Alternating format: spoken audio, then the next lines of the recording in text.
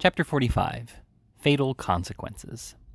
It was nearly 2 hours before daybreak, the time which in the autumn of the year may be truly called the dead of night, when the streets are silent and deserted, when even sound appears to slumber, and profligacy and riot have staggered home to dream. It was at this still and silent hour that Fagin sat watching in his old lair, with face so distorted and pale and eyes so red and bloodshot that he looked less like a man than some hideous phantom, moist from the grave, and worried by an evil spirit. He sat crouching over a cold hearth, wrapped in an old torn coverlet, with his face turned towards a wasting candle that stood upon a table by his side. His right hand was raised to his lips, and as absorbed in thought he bit his long black nails, he disclosed among his toothless gums a few such fangs as should have been a dog's or rat's. Stretched on a mattress upon the floor lay Noah Claypole fast asleep. Towards him the old man sometimes directed his eyes for an instant, then brought them back again to the candle, which, with the long burnt wick drooping almost double and hot grease falling down in clots upon the table, plainly showed that his thoughts were busy elsewhere. Indeed, they were. Mortification at the overthrow of his notable scheme, hatred of the girl who had dared to palter with strangers, and utter distrust of the sincerity of her refusal to yield him up, bitter disappointment at the loss of his revenge on Sikes, the fear of detection and ruin and death, and a fierce and deadly rage kindled by all. These were the passionate considerations which, following close upon each other with rapid and ceaseless whirl, shot through the brain of Fagin as every evil thought and blackest purpose lay working at his heart. He sat without changing his attitude in the least, or appearing to take the smallest heed of time, until his quick ear seemed to be attracted by a footstep in the street. "At last," muttered Fagin, wiping his dry and fevered mouth. "At last." The bell rang gently as he spoke. He crept upstairs to the door and presently returned, accompanied by a man muffled to the chin who carried a bundle under one arm. Sitting down and throwing back his outer coat, the man displayed the burly frame of Sikes. "There," he said, laying the bundle on the table. "Take care of that, and do the most you can with it. It's been trouble enough to get. I thought I should have been here hours ago." Fagin laid his hand upon the bundle, and locking it in the cupboard, sat down again without speaking. But he did not take his eyes off the robber for an instant during this action, and now that they sat over against each other face to face, he looked fixedly at him, with his lips quivering so violently, and his face so altered by the emotions which had mastered him, that the housebreaker involuntarily drew back his chair and surveyed him with a look of real affright. "What now?" cried Sikes. "What do you look at a man so for? Speak, will you?" Fagin raised his right hand and shook his trembling forefinger in the air, but his passion was so great that the power of speech was for the moment gone. "Dang me," said Sikes, feeling in his breast with a look of alarm. "He's gone mad. I must look to myself here." No, rejoined Fagin, finding his voice. You're not the person, Bill. I've no fault to find with you." "Oh, you haven't, have you?" said Sikes, looking sternly at him, and ostentatiously passing a pistol into a more convenient pocket. "That's lucky for one of us. Which one that is don't matter." "I've got that to tell you, Bill," said the Jew, drawing his chair nearer. "Will make you worse than me." "Aye?"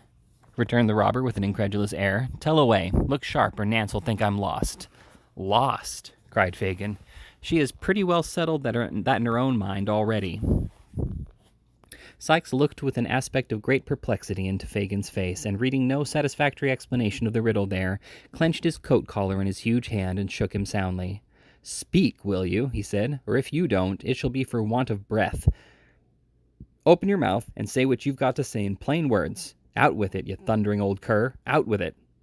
"Suppose that lad that's lying there," Fagin began. Sikes turned round to where Noah was sleeping, as if he had not previously observed him. "Well," he said, resuming his former position, "suppose that lad," pursued Fagin, "was to peach, blow upon us all, first seeking out the right folks for the purpose, and then having a meeting with them in the street to paint our likenesses, describe every mark that they might know us by, and the crib where we might be most easily taken. Suppose he was to do all this, and besides, to blow upon a plant we've all been in, more or less, of his own fancy, not grabbed, trapped, tried, earwigged by the parson, or brought to it on bread and water, but of his own fancy, to please his own taste, stealing out at nights to find those most interested against us, and peaching to them. Do you hear me?" cried Fagin, his eyes flashing with rage. "Suppose he did all this. What then?" "What then?" replied Sikes with a tremendous oath.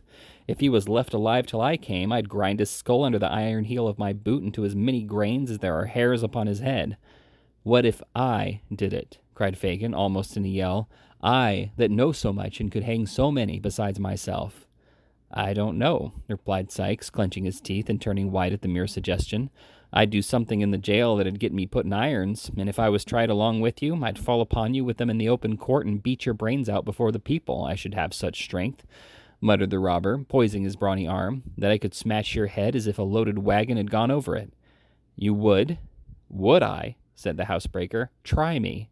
If it was Charlie, or the Dodger, or Bet, or—" "I don't care who," replied Sikes impatiently. "Whoever it was, I'd serve them the same."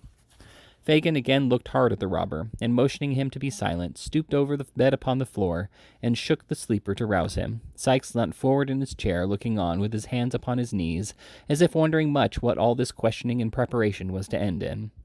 "Bolter! Bolter, poor lad," said Fagin, looking up with an expression of devilish anticipation, and speaking slowly and with marked emphasis. "He's tired with watching for her so long. Watching for her, Bill." "What do you mean?" asked Sikes, drawing back. Fagin made no answer, but bending over the sleeper again, hauled him into a sitting posture. When his assumed name had been repeated several times, Noah rubbed his eyes and, giving a heavy yawn, looked sleepily about him. "Tell me that again, once again, just for him to hear," said Fagin, pointing to Sikes as he spoke. "Tell you what?" asked the sleepy Noah, shaking himself pettishly. "That about Nancy," said Fagin, clutching Sikes by the wrist as if to prevent his leaving the house before he had heard enough. "You followed her?" "Yes." "To London Bridge?" "Yes." "Where she met two people?" "So she did. A gentleman and a lady that she had gone to of her own accord before, who asked her to give up all her pals and monks first, which she did, and to describe him, which she did, and to tell her what house it was that we meet at and go to, which she did, and where it could be best watched from, which she did, and what time the people went there, which she did.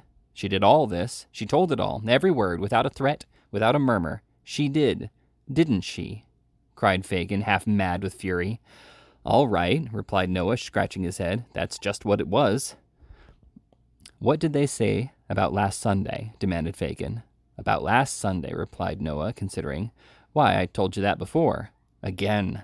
Tell it again," cried Fagin, tightening his grasp on Sikes and brandishing his other hand aloft as the foam flew from his lips.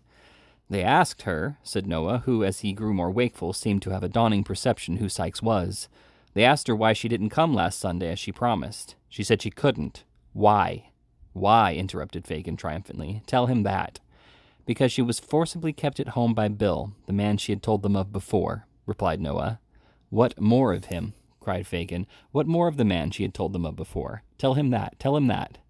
"Why, that she couldn't very easily get out of doors unless he knew where she was going to," said Noah. "And so the first time she went to see the lady, she—" It made me laugh when she said it, that did. "She gave him a drink of laudanum." "Hex fire!" cried Sikes, breathing fiercely from Fagin. "Let me go," or breaking fiercely from Fagin. "Let me go." Flinging the old man from him, he rushed from the room and darted wildly and furiously up the stairs. "Bill! Bill!" cried Fagin, following him hastily. "A word, only a word." The word would not have been exchanged, but that the housebreaker was unable to open the door, on which he was expending fruitless oaths and violence when the Jew came panting up. "Let me out," said Sikes. "Don't speak to me. It's not safe. Let me out, I say." "Hear me speak a word," rejoined Fagin, laying his hand upon the lock. "You won't be—" "Well," replied the other. "You won't be too violent, Bill," whined Fagin. The day was breaking, and there was light enough for the men to see each other's faces. They exchanged one brief glance. There was a fire in the eyes of both, which could not be mistaken. "I mean," said Fagin, showing that he felt all disguise was now useless, "not too violent for safety. Be crafty, Bill, and not too bold." Sikes made no reply, but pulling open the door, of which Fagin had turned the lock, dashed into the silent streets.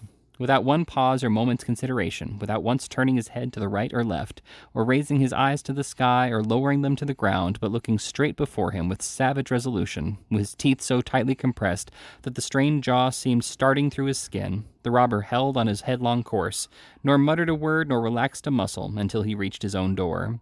He opened it softly with a key, strode lightly up the stairs, and entering his own room, double-locked the door and lifting a heavy table against it, drew back the curtain of the bed. The girl was laying half-dressed upon it. He had wakened her from her sleep, for she raised herself with a hurried and startled look. "Get up," said the man. "It is you, Bill," said the girl with an expression of pleasure at his return. "It is," was the reply. "Get up." There was a candle burning, but the man hastily drew it from the candlestick and hurled it under the grate. Seeing the faint light of early day without, the girl rose to undraw the curtain. "Let it be," said Sykes, thrusting his hand before her. "There's light enough for what I've got to do." "Bill," said the girl in the low voice of alarm, "why do you look like that at me?" The robber sat regarding her for a few seconds with dilated nostrils and heaving breast, and then, grasping her by the head and throat, dragged her into the middle of the room, and looking once towards the door, placed his heavy hand upon her mouth. "Bill! Bill!" gasped the girl, wrestling with the strength of mortal fear. I won't scream or cry, not once. Hear me, speak to me, tell me what I've done." "You know, you she-devil," returned the robber, suppressing his breath. "You were watched tonight. Every word you said was heard." "Then spare my life, for the love of heaven, as I spared yours," rejoined the girl, clinging to him. "Bill, dear Bill, you cannot have the heart to kill me. Oh, think of all I have given up, only for this one night for you.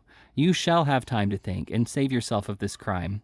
I will not loose my hold. You cannot throw me off. Bill, for goodness sake, for your own, for mine, stop before you spill my blood. I have been true to you.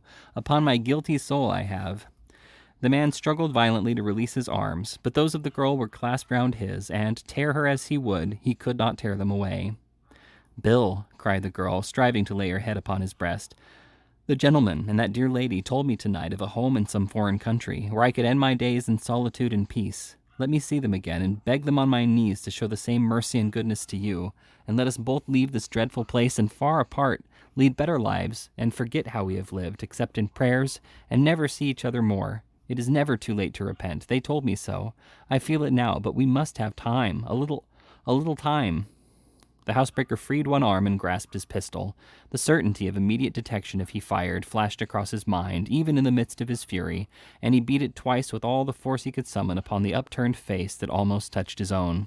She staggered and fell, nearly blinded with the blood that rained down from a deep gash in her forehead, but raising herself with difficulty on her knees, drew from her bosom a white handkerchief, Rose Maylie's own, and holding it up in her folded hands as high towards heaven as her feeble strength would let her, breathed one prayer for mercy to her Maker. It was a ghastly figure to look upon, the murderer staggering backward to the wall, and shutting out the sight with his hand, seized a heavy club and struck her down.